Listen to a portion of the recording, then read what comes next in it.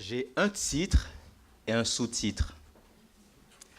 Le titre de l'échange de ce matin, c'est « Aînés, je vous aime ». Mais le sous-titre est un petit peu plus moderne. Et je voudrais que vous m'aidiez à le dire. « Touche pas à mes aînés. Oui, j'aime mes vieux. » Dites avec moi. Touche pas à mes aînés. Oui, j'aime mes vieux. Amen. Prions ensemble. Oui, Seigneur, nous te disons merci pour le privilège que tu nous donnes. Seigneur, nous ne pouvons pas passer à côté des moments de louange et d'adoration, des moments de sabbat. Nous les guettons, Seigneur, car en ta présence, nous sommes régénérés. L'espoir renaît. Nous reprenons courage. À travers, Seigneur, ce qui sera dit, nous te demandons, s'il te plaît, de pouvoir disposer nos cœurs, de parler en nous et à travers nous, de parler pour nous, pour que vraiment nous puissions continuer à espérer et à avancer. Prends autorité en ce lieu, Seigneur. Dans le nom de Jésus, nous te prions. Amen. Amen. De nos jours, la société manque énormément de patience envers ses seniors. Pour l'Église, ce serait une erreur de penser pouvoir se passer de ses aînés. On ne peut pas faire sans eux.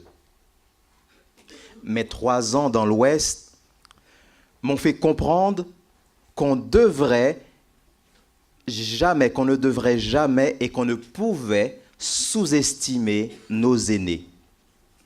Sans l'investissement, sans la persévérance de ces derniers, nous pouvons vraiment dire que les grosses eaux auraient été capables de nous engloutir. Peut-être même que nos fondations auraient pu s'effondrer si les aînés n'étaient pas autour de nous et avec nous durant ces moments. Même si plusieurs se soient endormis au cours de ce cheminement, il suffit de regarder autour pour que les bons souvenirs puissent remonter à la surface.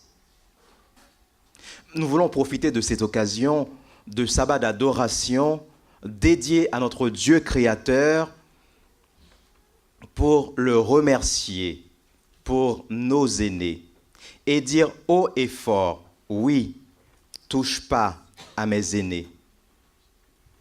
J'aime mes vieux. À bien observer, chacun à un moment ou à un autre de sa vie est et sera un aîné par rapport à un autre. Chers amis, chers frères et sœurs, il est important, il est vraiment important de pouvoir honorer les personnes âgées, les seniors, les plus grands. Il est très important. Je sais que dans cette société, nous n'avons pas cette habitude. Nous voulons toujours tourner les spotlights sur nous. Mais de temps en temps, non seulement nous devrions vraiment encourager, mais nous devrions les remercier et nous devrions vraiment être reconnaissants pour leur présence et pour leur investissement dans cette société, dans cette vie, dans cette église, dans nos familles. Oui, quand notre tour viendra, nous serons traités de la même manière dont nous aurons traité nos aînés. Et souvent, nous oublions cela. Nous avons la vie, nous avons le feu en poupe, nous avançons, nous pensons que nous sommes des dieux quand nous sommes jeunes. Et plus nous approchons de l'âge, plus les courbatures, les difficultés de santé et d'autres choses, les situations de la vie nous rappellent à quel point nous sommes fragiles. Mais c'est un investissement. En investissant sur ceux qui sont autour de nous, qui sont fragiles, qui commencent à être fragiles, qui commencent à avoir des difficultés, nous sommes en train d'investir dans notre épargne. Retraite, je pourrais dire, mais épargne aînée, quand le jour viendra, Parce que nous aurons à notre tour, Dieu se chargera pour placer des personnes pour pouvoir nous accompagner et nous aider. Lévitique 19, verset 32 dit ceci, « Tu te lèveras devant les cheveux blancs et tu honoreras la personne du vieillard. Tu craindras ton Dieu, je suis l'Éternel. » Lévitique est un livre qui contient de multiples règles, telles que des règles et des règlements pour la conduite des prêtres. Dans ce chapitre, nous avons un verset qui semble sortir de nulle part pour s'immiscer dans tout le chapitre. On se demande qu'est-ce que ce verset fait là. « Lève-toi et honore le vieillard. » Ce même verset nous dit plus loin, « Révère ton Dieu, je suis l'Éternel. » Ce n'est pas un oubli, ce n'est pas une erreur. Car ce verset rappelle que le respect de nos seigneurs et la révérence envers notre Dieu créateur vont de pair. On ne peut pas séparer l'un de l'autre. Donc, un pays, une famille, une église qui voudrait transmettre des bases solides à la future génération doit commencer par apprécier et respecter les seniors tout en honorant son Dieu créateur. 2 éléments. Je le redis, apprécier et respecter les seniors tout en honorant le Dieu créateur. Proverbe 16, verset 31 dit ceci, « Les cheveux blancs sont une couronne d'honneur. » C'est dans le chemin de la justice qu'on la trouve. Rappelons quelques faits essentiels qui pourraient nous aider à aimer un peu plus nos seniors. Le premier point qu'on pourrait retenir sur les 7 que je vais vous donner, les aînés connaissent notre histoire. Ils font le lien entre le passé et le présent. Cette connaissance du passé est essentielle pour notre avenir. Nous avons besoin de leur sagesse, de leur expérience et les témoignages qu'ils ont apportés peuvent nous aider à mieux faire, à bien faire. Car celui qui ne sait pas d'où il vient, il risque de rater sa destination. Le deuxième que je voudrais vous laisser, c'est qu'ils gardent les miradors. Les aînés gardent les miradors. Ce sont les piliers de l'Église, de la société, mais de l'Église, de la famille, mais de l'Église. Leur intransigeance peuvent déplaire, j'avoue. Mais parfois, ce sont des atouts conséquents pour nous permettre de rester dans les bornes. Leur vigilance, leur fidélité, leur générosité, leur assiduité permettent à l'Église d'exister quand les autres sont aux abonnés absents. Comprenez par les autres les non-aînés. Oui, il arrive souvent que nous qui devrions être devant pour pouvoir porter et pour pouvoir dire à nos aînés, reposez-vous, eh bien nous sommes toujours dans la nature en train de papillonner. Et finalement, quand il n'y a plus personne pour pouvoir faire et apporter et rester sur les genoux et prier, eh bien c'est toujours vers les aînés que nous nous tournons, n'est-ce pas? N'est-ce pas une situation que nous vivons aujourd'hui? Quand nous sommes jeunes, nous ne pouvons pas travailler. Quand nous avons des diplômes, nous ne pouvons pas. Quand nous sommes toujours vraiment chez papa et maman, quand nous devrions travailler pour préparer notre retraite, et ce sont nos aînés, ce sont nos parents, nos grands-parents qui nous reçoivent à la maison parce que la société ne fait pas de cadeaux. Et parfois, nous sommes animés d'amnésie ou d'ingratitude amnésique, je pourrais dire. Nous ne leur donnons même pas un regard pour dire merci. Nous exigeons tellement d'eux, mais nous ne donnons rien. Il serait peut-être temps que dans l'Église, que ça puisse commencer, pour que la société puisse prendre exemple sur l'Église, n'est-ce pas? Il est important, oui, d'honorer nos aînés. Troisième point, ils aiment le Seigneur Un Seigneur ancré en Jésus-Christ dégage quelque chose de spécial. Cet amour, c'est cet amour qui leur donne du zèle, même quand les choses n'avancent pas, même quand ils n'arrivent pas à voir clair devant, eh bien, ils s'accrochent. Ils s'accrochent à l'amour que Dieu leur porte et ils acceptent cet amour et ils continuent à avancer, même quand parfois, à l'extérieur, des gens cessent de vivre, ils continuent de vivre, pas parce que les choses sont bien, mais parce qu'ils savent en qui ils croient. Quatrième, ils font souvent face aux difficultés dues à l'âge. Bien sûr, nous avons des kamikazes qui sont jeunes. J'en vois beaucoup de jeunes aujourd'hui durant les vacances. Et moi, je me fais un plaisir à rigoler. « Oh, t'as pas de plâtre aujourd'hui. T'as pas de bobo cette semaine. » Vous voyez, mais on sait quand même que le métabolisme va reprendre place. Mais quand on a quelqu'un qui arrive à une tranche d'âge et qui avance en béquille, même si nous ne voulons pas être incongrus, nous ne disons rien, mais nous nous posons la question, on dit « Waouh, ça va être difficile de reprendre en fait, que les os se replacent. »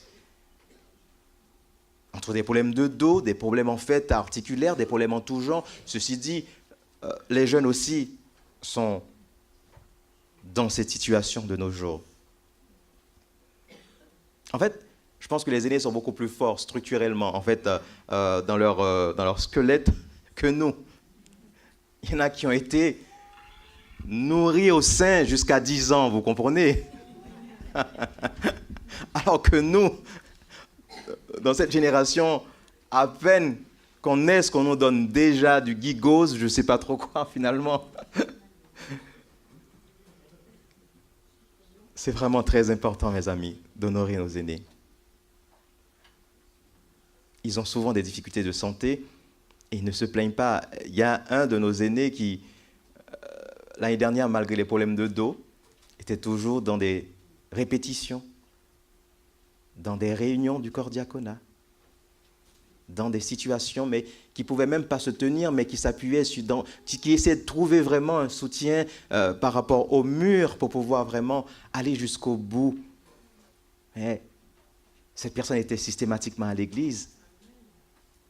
Et c'est là aussi qu'il faut voir, malgré les difficultés, ce sont des courageux, vaillants. L'Église doit, dans son appel, quand elle est au service de ses seigneurs, en fait, l'Église a le devoir d'inclure, et l'Église est dans son appel, quand l'Église se tourne pour aider les seigneurs. Amen. Car ils font face à des problèmes que nous ne pouvons pas comprendre, que nous ne comprenons pas trop bien. Des problèmes de santé, des problèmes de solitude, des problèmes de précarité, des problèmes de tristesse dus à la disparition parfois de proches. Ils ont besoin de beaucoup d'empathie. Pas juste de notre sympathie, mais de l'empathie. 5, ils peuvent être le lien manquant à la nouvelle génération, ministère personnel. Car vous savez, là où nous ne pouvons peut-être pas non aller jeunes auprès des jeunes, eh bien nos aînés ont peut-être cette capacité, ont peut-être l'écoute de l'extérieur. Vous savez pourquoi? Si nous prenons soin de nos parents et de nos grands-parents, les parents et les grands-parents que nous accompagnons, ce sont des parents et des grands-parents de ceux qui sont dehors, des postmodernes. Ces enfants, ces petits-enfants, ces cadres, ces personnes qu'on ne pourrait jamais atteindre, eh bien, ces aînés peuvent les atteindre parce que ce sont leurs enfants et leurs petits-enfants. Et en dépit de tout, c'est vrai qu'aujourd'hui, on veut vraiment se passer de ces personnes, mais ces personnes ont quand même, il y a un petit peu de respect quand même, quand ces personnes passent quelque part.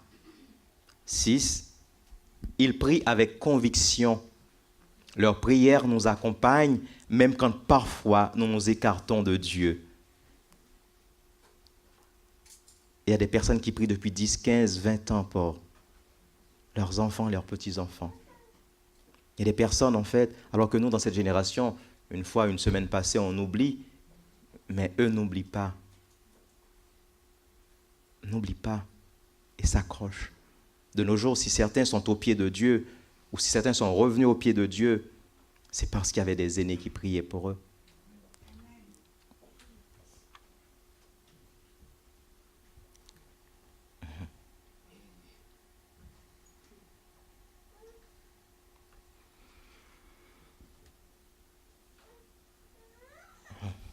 Vous savez, si je suis passé à Cologne, je suis sorti, si je suis là encore aujourd'hui, sincèrement, c'est parce que j'ai eu des grands-parents, des parents, des aînés qui priaient pour moi à travers le monde. Et souvent, nous faisons qu'à nos têtes, nous partons, nous oublions, mais nous revenons toujours au bercail, n'est-ce pas? Et nous pensons que c'est juste Dieu qui nous a ramenés comme cela. Dieu ne fait pas sans nous, c'est vrai, mais Dieu ne fait pas sans nos parents et nos grands-parents.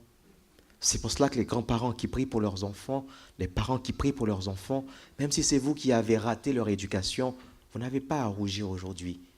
Si vous entendez ce message, c'est qu'il est encore temps peut-être que vous priez pour vos enfants et vos petits-enfants. Parce que vous pouvez, en vous associant à Dieu, les ramener au bercail. Vous pouvez les voir partir aussi loin. N'ayez crainte, Christ est là. Le 7e point, mes amis, c'est un point essentiel. Ils ont eux aussi besoin d'être sauvés. Vous savez, souvent nous pensons en fait qu'il n'y a que pour nous. Il n'y a que pour nous. Mais ils ont besoin d'être sauvés. Et ils sont dans leur mission en insistant, en nous entourant. Ils sont dans leur mission. Ils ont quelque chose à apporter. Nous ne devrions jamais les bousculer et les exclure. Ce faisant, nous aurons des problèmes avec Dieu. Car vous savez, dans l'Évangile, il est bien dit d'aller par tout le monde, prêcher l'Évangile, faites de toutes les nations. Eh bien, les aînés font partie des nations, mes amis. Et nous l'oublions. C'est pour cela, comme chacun de nous, nos aînés ont besoin d'assurer leur salut et nous devons leur donner l'environnement, la capacité pour que leur voix puisse porter. Et 1 Timothée 5, versets 1 et 2 dit ceci, « Ne réprimande pas rudement le vieillard. » Je voudrais faire pause ici, car il y a des gens qui doivent demander pardon, là, maintenant. Parce qu'il y a des gens qui n'ont pas arrêté de réprimander durement. Nous avons été durs parfois avec nos vieillards. Nous avons été durs parce que nous n'avons pas de temps pour eux. Nous ne pouvons pas les supporter. Ils nous poussent toujours à bout. C'est vrai parfois, mais nous n'avons pas eu suffisamment de patience envers nos aînés. Nous n'avons pas toujours eu de patience. Il est encore possible de rectifier cela. Oui, Seigneur, pardonne-nous. Pardonne-nous, Seigneur. Le texte dit ceci, mais exhorte-le comme un père.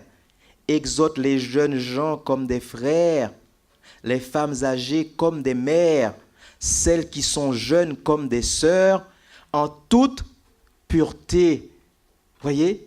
Le fait d'exhorter, il faut exhorter avec amour, il faut exhorter avec douceur, il faut reprendre avec amour, il ne faut pas reprendre pour casser, pour briser, il ne faut pas reprendre pour détruire, il faut reprendre pour construire. Et quand on construit, même si l'autre ne comprend pas, il finira par comprendre s'il se pose et s'il cesse de regarder en lui, pour regarder autour de lui, pour voir que la réprimande ou le fait de reprendre, on le fait toujours en accord avec la parole de Dieu.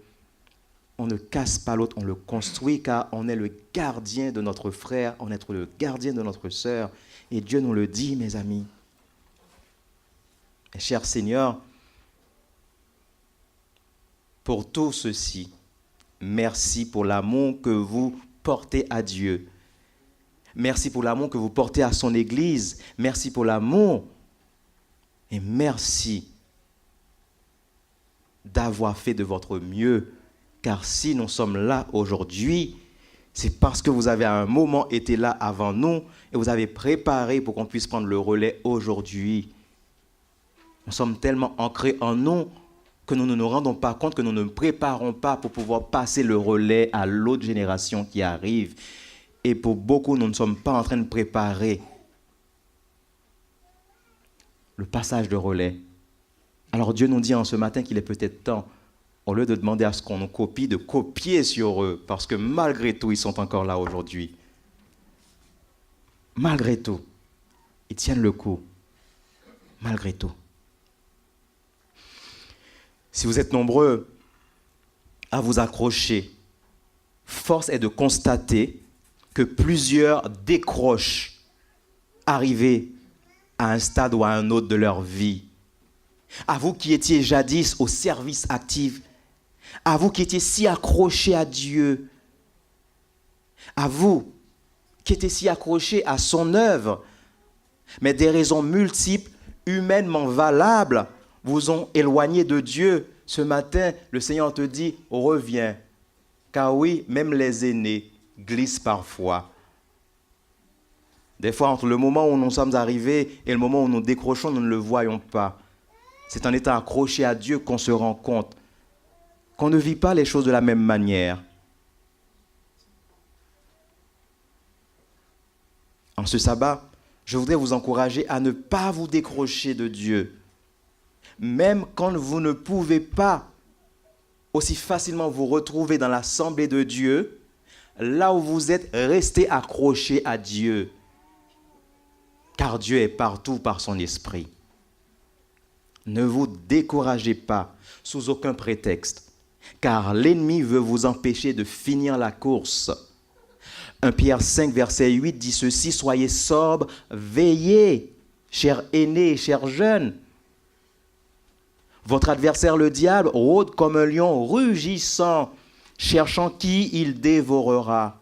Résistez-lui avec une foi ferme, sachant que les mêmes souffrances sont imposées à vos frères dans le monde. Même si vous ne les entendez pas, même si vous ne voyez pas la souffrance des autres, sachez que les autres souffrent aussi dans ce monde, à des dimensions que vous ne pourrez même pas imaginer. Alors ne baissez pas les bras, ne vous découragez pas, restez accrochés à Dieu et avancez pour la victoire finale. Dans vos moments de solitude, rappelez-vous ceci, que vous n'êtes pas seul. Jésus, dans Matthieu 28, verset 20, a promis d'être toujours avec nous jusqu'à son retour. Aux dernières nouvelles, Jésus n'est pas encore revenu, n'est-ce pas? Ça veut dire une chose, c'est qu'il est toujours avec nous, n'est-ce pas? Éphésiens 6, verset 12 dit ceci et suivant. Car nous n'avons pas à lutter contre la chair et le sang, mais contre les dominations, contre les autorités, contre les princes de ce monde de ténèbres, contre les esprits méchants dans les lieux célestes. Mes amis, souvent nous pensons quand même que le combat se passe en fait entre l'autre et moi.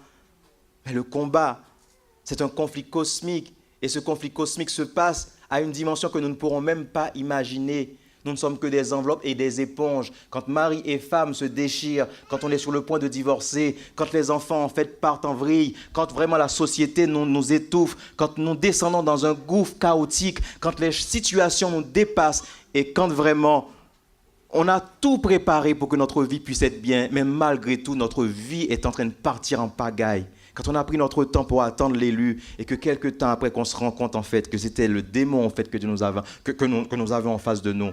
Ce n'est pas Dieu qui nous l'envoie, bien sûr. Parce que des fois, vous comprenez?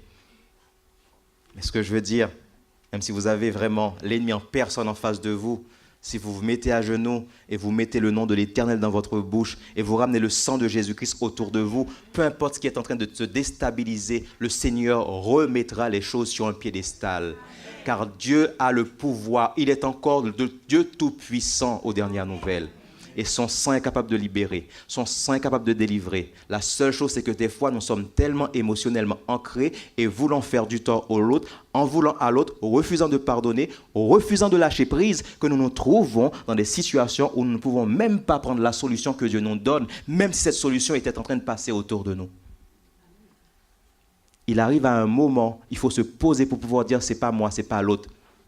C'est un autre qui fait cela, c'est un ennemi qui fait cela.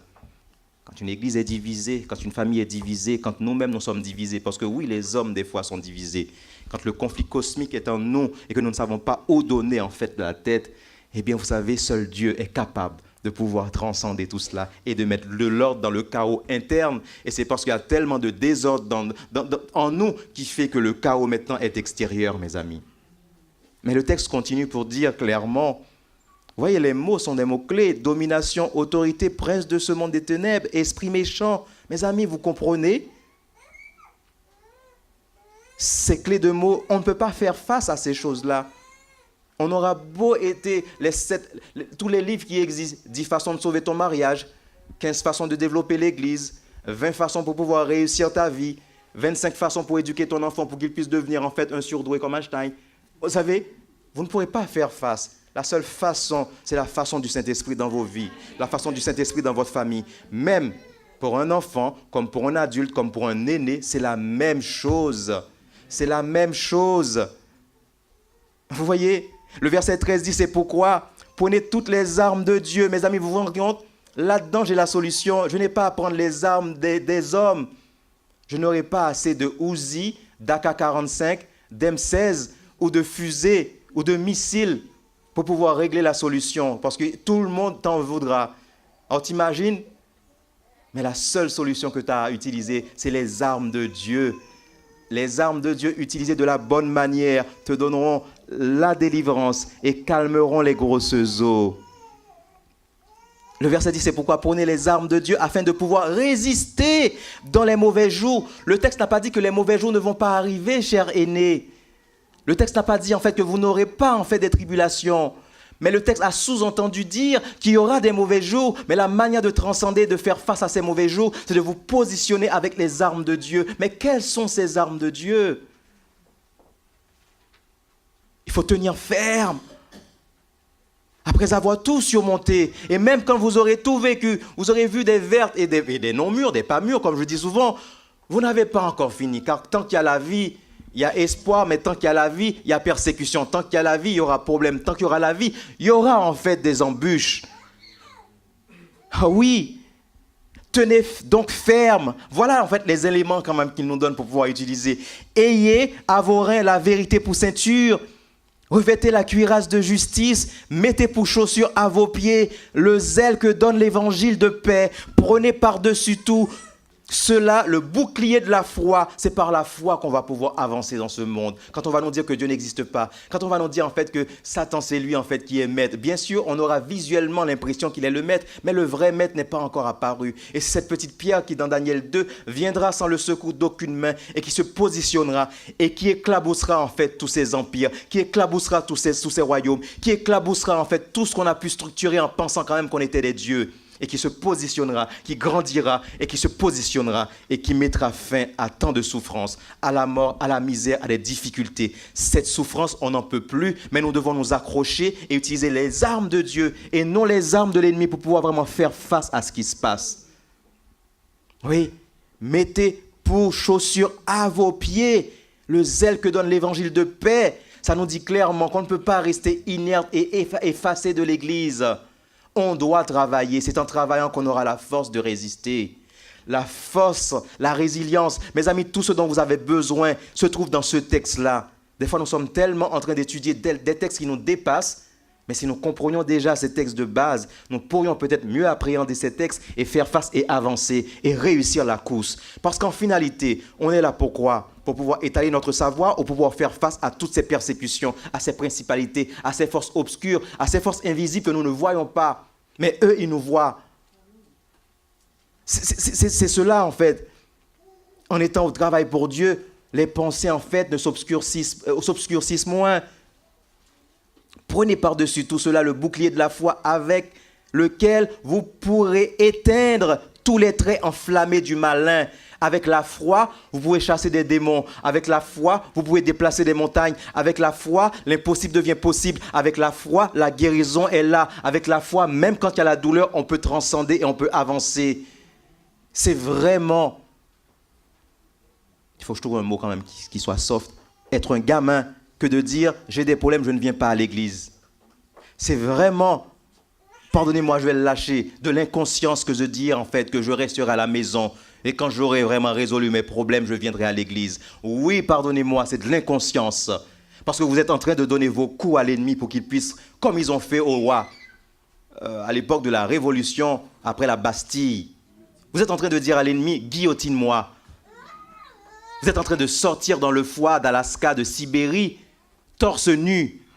C'est vraiment ne pas comprendre quelle puissance qu'il y a dans la parole de Dieu. Et c'est pour cela, quand vous êtes absent de la parole de Dieu, ce n'est pas à l'Église que vous faites tort. Vous faites du tort à vous-même. Ce n'est même pas à Dieu que vous faites du tort. Vous faites du tort à vous-même, car la chaleur des uns et des autres, les chants des uns et des autres, la prière des uns et des autres, le sourire des uns et des autres peut vous donner en fait de l'encouragement et de l'embonpoint pour avancer. pour faire le pas de plus. Alors oui, cher Seigneur, je vous parle à vous, mais je parle aux plus petits, aux plus grands qui se trouvent ici. Ne vous désengagez pas. Vous n'êtes pas là pour vous-même. Vous n'êtes pas là pour l'autre. Vous êtes là pour Dieu. Mais en étant là pour Dieu, vous êtes là pour vous-même par ricochet, vous comprenez? Prenez aussi le casque du salut et l'épée de l'esprit qui est la parole de Dieu. Philippiens 3, verset 14 dit « Je cours vers un but pour remporter le prix de la vocation céleste de Dieu en Jésus-Christ. » Je cours vers un but. La vie n'a pas de sens si nous n'avons pas de but, mes amis. Nous devons nous positionner. Pourquoi tu es sur cette terre? Si tu n'as pas encore retrouvé à ton âge, il est encore temps aujourd'hui de comprendre. Je vais te le dire en 2 mots. Tu es là pour être sauvé. Tu es là pour servir Dieu. Tu es là pour représenter Dieu. Tu es là pour te positionner pour Dieu. Tu es là pour ne pas laisser l'ennemi en fait faire tout ce qu'il a envie de faire en fait avec toi ou avec ce que tu aimes. Tu es là pour être un partenaire de Dieu. Tu es là pour construire avec Dieu. Tu es là pour laisser Dieu construire en toi. Tu es là pour une raison. La raison dépasse en fait la raison en fait du cœur et de l'émotion. À l'exemple d'une compétition sportive, il y a un prix qui sera remis à chacun, à chaque vainqueur, à l'issue de l'épreuve de la vie. Cependant, pour obtenir ce dernier, il y a des règles à respecter pour ne pas être disqualifié. De nos jours, il est devenu si facile d'abandonner. Petits et grands baissent si souvent les bras qu'ils finissent par oublier de tenir ferme et de résister. Que serait-il advenu dans le du monde si Noé avait abandonné, mes amis? Que se serait-il advenu de la postérité d'Abraham s'il avait abandonné avec sa femme en disant « Ah, j'arrive vers la centaine, c'est bon, non, j'y crois pas. » Vous vous rendez compte? Que se serait-il advenu des Hébreux captifs en Égypte si Moïse avait dit « Je suis bègue, Seigneur, tu peux me dire ce que tu veux. » Vous savez ce qui est la pertinence en fait, c'est que Dieu ne force pas. Si tu dis Dieu, tu peux me dire ce que tu veux, je ne ferai rien, eh bien il ne va pas te forcer. Il trouvera quelqu'un d'autre pour pouvoir le faire. Mais toi, dans l'histoire, tu auras raté. Vous savez, quand on lit des histoires, on a donné des scénarios à des gens. Et ces scénarios, beaucoup ont refusé ces scénarios. Et c'est des films qui sont devenus des films vraiment. Vous voyez, on dit que le Titanic a été donné à un acteur et lui ne voulait pas. On a raconté tel autre film encore a été donné à X ou à Y. Et aujourd'hui, quand tu vois l'état de cet acteur, en fait, tu dis, oh, voilà. Parce qu'il a estimé que ce n'était pas. Il y a une mission qui est tienne dans cette église ou dans n'importe quelle église. Quand tu refuses cette mission, cher aîné ou cher jeune, tu es en train de dire au Seigneur, j'ai pas envie d'être sauvé. Oui, la mission est liée au salut. Car en étant dans la mission, tu prépares ton salut et tu aides l'autre à être sauvé aussi. Que serait-il advenu d'Israël si Josué avait abandonné en face de la muraille de Jéricho? Que serions-nous devenus si Jésus avait abandonné aux 3 tentations dans le désert pour dire après tout, ça fait 40 ans, gars. Et frère, tu comprends? Dieu va comprendre. Hein? Un pain, je ne vais pas faire un pain, je vais faire des pains. Tu comprends? On l'emmène sur la montagne, on dit vas-y, jette-toi en bas. Il dit, gars, j'ai une puissance, je peux me jeter en bas et je vais l'éviter, tu vois. Comme Aladdin sur mon tapis. Vous vous rendez compte ce qu'il avait fait ça? Où serions-nous aujourd'hui? Nous ne serions pas de ce monde. Il a résisté et il a utilisé des mots comme il est écrit. Il a pu casser en fait les désirs de la chair pour que vraiment la mission du Père puisse s'installer en lui. Que serait-il arrivé malgré le fait qu'il ait fait beaucoup de miracles et qu'il a commencé à avoir du monde parce qu'il rentrait enfin à Jérusalem? On commençait à dire Hosanna, Hosanna. Il aurait pu se laisser atteindre par cela, par les Hosanna. Il aurait pu baisser les bras, n'est-ce pas? Et dire non, tu sais quoi? Je vais prendre 2 ou 3 coups de Hosanna encore. Je vais repousser de 2 semaines. Le temps marqué, eh bien, il a quand même été et il s'est positionné. Et aujourd'hui, vous et moi, nous sommes là et nous pouvons réquisitionner le sang de Jésus-Christ sur nous. Et tout démon, visible ou invisible, disparaît quand on donne ce nom avec foi et conviction. Positionnez-vous, chers aînés. Oui, il y a des courbatures, positionnez-vous. Oui, il y a des difficultés, positionnez-vous. Oui, on vous snob, positionnez-vous. Oui, on vous rejette, positionnez-vous. Oui, vous êtes incompris, positionnez-vous. Positionnez-vous et aidez les autres à se positionner. Remplissez votre mission. C'est ce tact que vous pouvez avoir. Mais si vous n'avez pas de tact, dites-le leur. Arrêtez en fait de faire n'importe quoi. S'ils ne sont pas contents, vous êtes dans votre mission. Mais positionnez-vous. positionnez-vous et cessez d'être silencieux. Quand les choses ne vont pas, quand il y a de l'injustice autour de vous, positionnez-vous. Quand vous pouvez vous positionner, positionnez-vous. Et même quand ce n'est pas vos affaires, positionnez-vous. La mission que Dieu vous donne, si vous l'acceptez, c'est une mission impossible, bien sûr. Pas le dernier, hein. Une mission, en fait, la mission que Dieu vous donne. Si vous acceptez cette mission, vous verrez cette force que vous avez perdue, cet engouement que vous n'avez plus, reprendre place. Et vous allez construire avec nous. Nous n'avons pas l'intention de vous laisser partir. Vous voyez, trop de chrétiens ont cette fâcheuse tendance d'arrêter avant la fin de la course. Luc 9, verset 62, Jésus lui dit « Quiconque met la main à la charrue et regarde en arrière n'est pas propre au royaume de Dieu. » Matthieu 24, verset 13 dit « Celui qui persévérera jusqu'à la fin sera sauvé. » Chers frères et sœurs, chers aînés, n'abandonnez jamais. Allez jusqu'au bout. N'abandonnez jamais et continuez à moissonner. 1 Corinthiens 9, verset 24 à 27. Ce texte nous recense vraiment quelques éléments pour vous aider avant de terminer à avancer. Ne savez-vous pas que ceux qui courent dans la liste courent tous, mais qu'il n'y a qu'un qui croit, qu'il n'y a qu'un qui reçoit le prix. Je voudrais faire pause pour dire beaucoup sont là. Vous ne savez pas pourquoi ils sont là.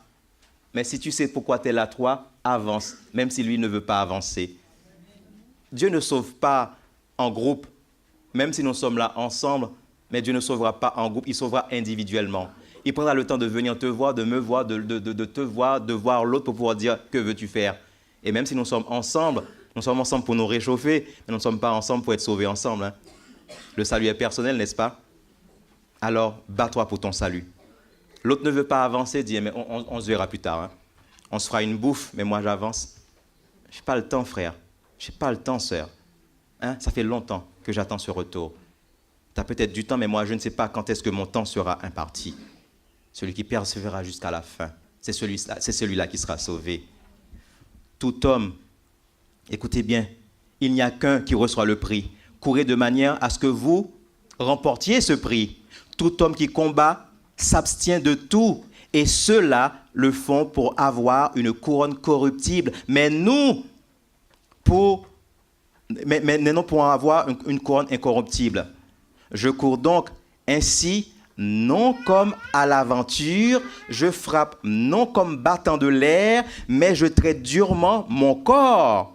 Et je le retiens assujetti. Ça veut dire que je me donne des brides. Je ne lâche pas, en fait. Vous savez, comme les gaines des femmes qui veulent mettre les robes de mariée et tout cela et qui veulent rentrer dedans pour qu'on puisse voir des muscles.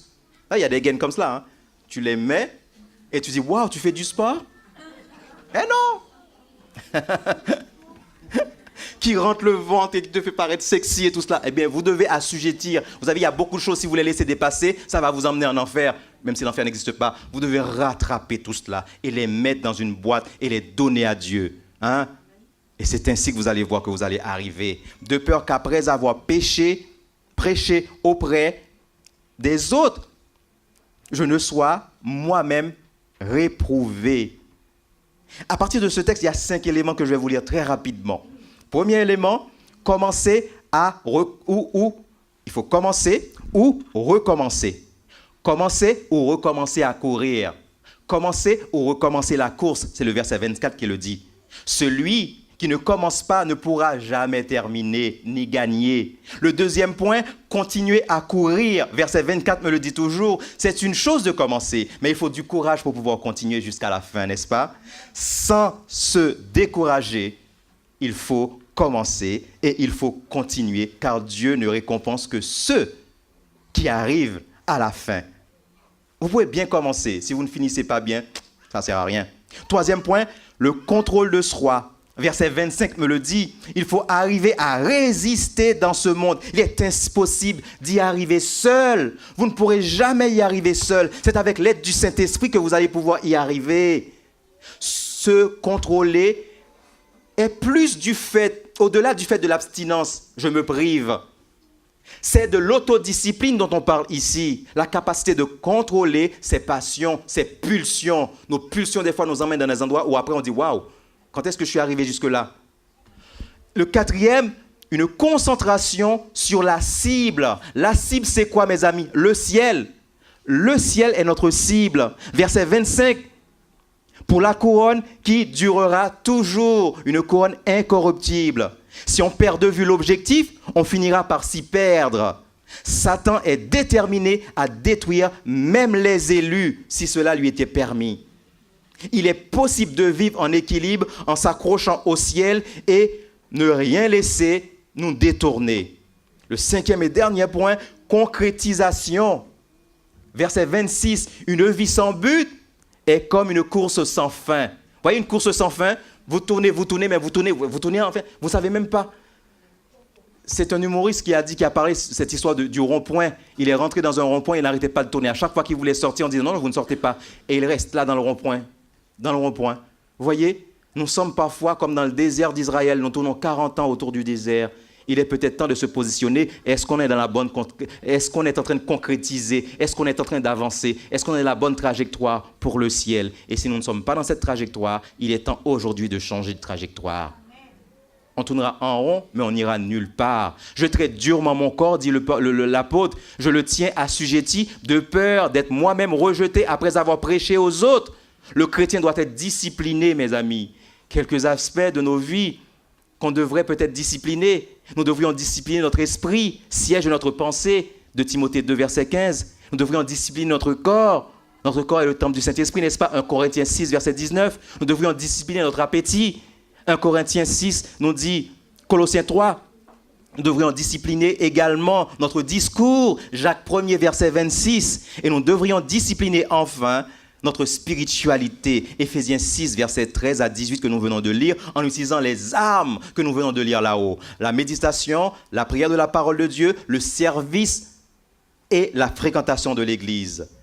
Jacques 1er, verset 12 dit « Heureux, heureux mes amis, heureux qui supportent patiemment la tentation, car après avoir été éprouvé, il recevra la couronne de vie que le Seigneur a promis à ceux qui l'aiment. » Apocalypse 3, verset 11, chers aînés, chers jeunes et moins jeunes, je viens bientôt, retiens ce que tu as afin que personne ne prenne ta couronne. Même si les gens veulent faire tout ce qu'ils veulent faire, même s'ils veulent vous mettre au placard, n'allez pas dans les placards. Résistez, réveillez-vous, positionnez-vous pour le Seigneur, car Dieu n'a pas fini avec vous. Dieu n'a pas fini avec vous. Demandez à Dieu de vous donner la force de continuer à être utile. Cherchez en toute occasion à partager votre expérience avec les autres et enfin, persévérez jusqu'à la fin. Combien d'entre vous avez reçu ce message pour ce matin? Amen. Je sais qu'il y a des aînés dans la salle. Ce que je voudrais faire en ce matin, c'est proposer une prière de consécration, une prière pour les aînés. Nous allons écouter en fait le chant qui va suivre et je demanderai à tous les aînés et même les non-aînés à vous mettre debout, car une prière peut-être valable pour tout le monde. À vous mettre debout si vous le sentez, pour pouvoir continuer à persévérer, pour pouvoir continuer à vivre vraiment à la manière dont Dieu vous demande de vivre, à vous positionner pour le Seigneur et à voir la victoire finale. Que le Seigneur vous bénisse.